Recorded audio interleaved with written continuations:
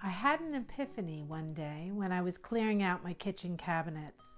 Just like those outdated spices that have been sitting on the shelf for way longer than any spice should, we all have things that take up space in our psyches but don't add to our lives in any kind of meaningful way. And in fact, by taking up that space, those things take away from our ability to live our best lives, whatever that means for each of us. Since making that connection to the spices in my cabinet, I now refer to that stuff in the way as energetic clutter.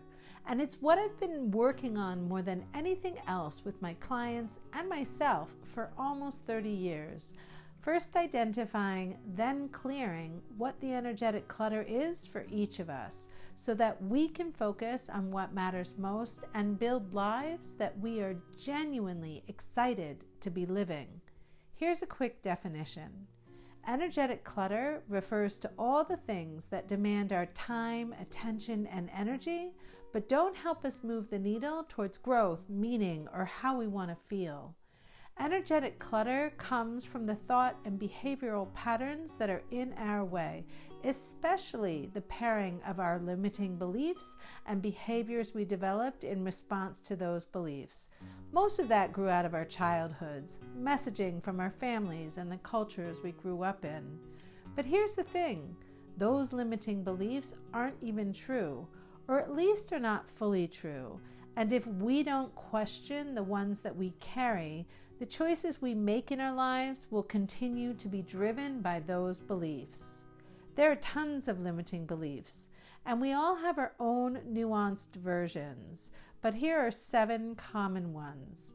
Number 1, that we need to hustle for our worth.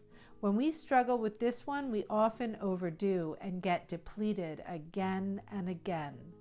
Number 2, that we need to be in control in order to be safe. When we struggle with this one, we can get controlling with others and be perfectionistic, which is exhausting. Number 3, that we need to please others in order to be loved. When we struggle with this one, and this is the one I need to stay mindful of, we put others before ourselves. Number 4, that productivity is more important than self-care. When we struggle with this one, we don't allow for things like rest and fun and grounding our nervous systems when they've been activated. Number 5, that we're not enough. When we struggle with this one, we rule out most of our dreams because they feel so out of reach to us. Number 6, that we're too much. When we struggle with this one, we've learned to quiet down parts of ourselves that feel too emotional or expressive or strong even, so we aren't able to show up fully in the world. And number 7, that taking care of others is more important than taking care of ourselves. When we struggle with this one, we believe that putting ourselves first is selfish, and that being selfless is the best way to show love and earn admiration. Our beliefs, whether they're limiting or not, are the lenses we view the world through.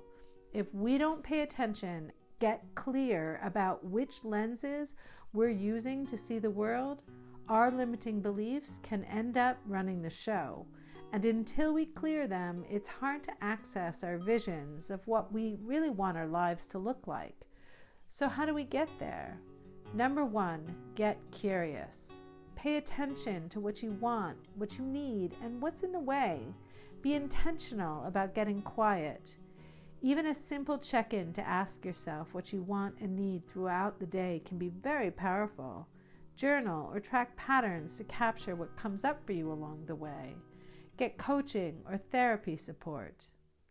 Number 2, take action.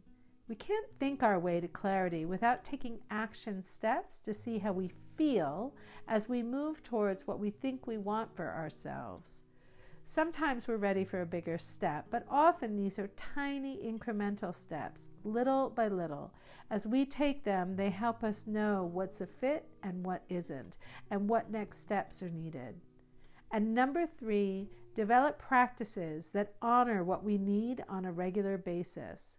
Watch the urge to make this less important than what we see as a more productive use of our time. These are lifelong practices.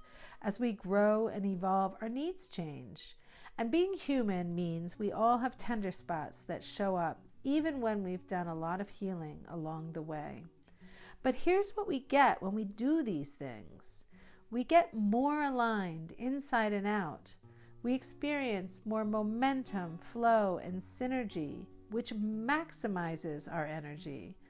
Ultimately, when we connect more fully and consistently to our truest selves, we are able to live lives that we truly, deeply love.